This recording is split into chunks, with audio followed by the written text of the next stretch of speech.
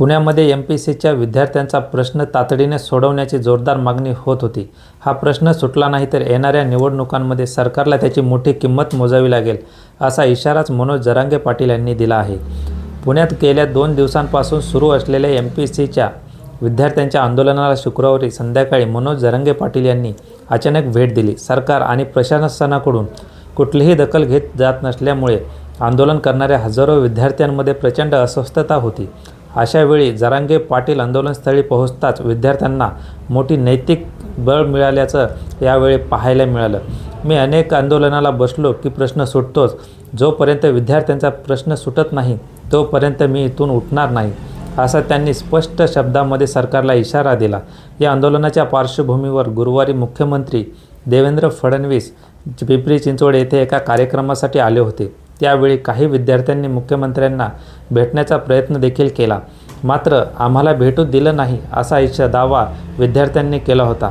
त्याच पार्श्वभूमीवर जरांगे पाटील यांनी पुण्यात येऊन विद्यार्थ्यांच्या भेटी घेतल्या, त्यांच्या मागण्या ऐकून घेतल्या आणि सरकारकडे त्या सोडवण्यासाठी पाठपुरावा करण्याचं आश्वासन दिलं.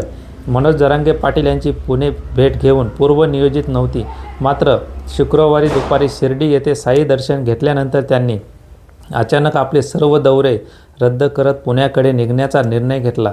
ते म्हणाले, एमपीएससीचे 1 ते 1.5 लाख विद्यार्थी कोणतीही चूक नसताना सरकारच्या एका चुकीमुळे त्रस्त आहेत. सरकारच्या निष्काळजीपणामुळे विद्यार्थ्यांना वाऱ्यावर सोडणं ही मोठी शोकांतिका आहे. या संदर्भात त्यांनी मुख्यमंत्र्यांचे OHD आणि विखे पाटील यांच्याशी चर्चा केली असून हा प्रश्न तातडीने सोडवण्याचा निरोप मुख्यमंत्र्यांपर्यंत पोहोचल्याचं देखील सांगितलं. दरम्यान पुण्यात एमपीएससीच्या विद्यार्थ्यांचं आंदोलन नेमकं कशासाठी सुरू आहे हे आधी समजून घेऊया. येत्या रविवारी 4 जानेवारीला महाराष्ट्र गट व राजपत्रित सेवेसाठी संयुक्त पूर्व परीक्षा होणार आहे. विशेषतः PSI पदासाठी होणाऱ्या या परीक्षेसाठी जाहिरात 29 जुलै 2025 रोजी अपेक्षित होती. मात्र ही जाहिरात तब्बल 7 महिने उशिरा प्रसिद्ध झाल्याने असा विद्यार्थ्यांचा आरोप आहे. जाहिरात उशिरा निघाल्यामुळे 2025च्या वयोमर्यादेनुसार अनेक विद्यार्थी परीक्षेस अपात्र ठरत आहेत. यात विद्यार्थ्यांचा काय दोष, असा सवाल यांनी उपस्थित केला आहे. त्यामुळे आयोगाने वयोमर्यादा ठरवताना 1 जानेवारी 2025 हा आधार मानावा आणि वयोमर्यादा शिथिल करावी. तसंच हा प्रश्न सुटेपर्यंत परीक्षा घेऊ नये, अशी त्यांची प्रमुख मागणी आहे. या मागणीसाठी काही विद्यार्थ्यांनी मुंबईत जाऊन मुख्यमंत्र्यांची थेट भेट घेतली. त्यावेळी आश्वासन देण्यात आलं होतं, मात्र परीक्षा अवघ्या 4 दिवसांवर येऊन टाकली असतानाही सरकारकडून कुठलीही ठोस हालचाल न झाल्याने विद्यार्थ्यांमध्ये तीव्र संताप निर्माण झाला आहे. 1 जानेवारीच्या रात्री पुण्यात आंदोलनाला सुरुवात झाली. या आंदोलनावर बोलताना मनोज जरांगे पाटील म्हणाले, या संपूर्ण प्रक्रियेत 7 ते 8 महिने सरकारमुळे वाया गेले आहेत.